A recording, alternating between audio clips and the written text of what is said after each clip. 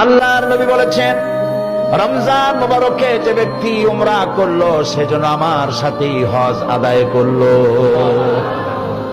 যখন তেলাওয়াত হয় মসজিদে হারামে, আল্লাহর ঘর সামনে, রমজান মাস, লক্ষ লক্ষ মানুষ নামাজে দাঁড়ায় গেছে।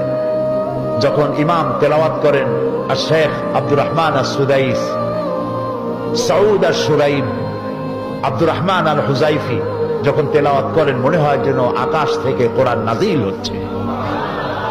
নামাজে কান্দাকাটি আমি জীবনে এর বাইরে কোথাও দেখিনি। নামাজে কান্দাকাটি, ইমাম কান্দেন, জাহান্নামের আয়াত, জান্নাতের আয়াতগুলি যখন পড়ে ইমাম নিজে কান্দে, আর গোটা হারাম করে কান্না রোল পড়ে যায়। গত 26শে রমজান মক্কা শরীফে আমি ছিলাম। রমজান মুবারকে যাওয়ার একটা তৌফিক আল্লাহ করে দেন প্রতি রমজানে।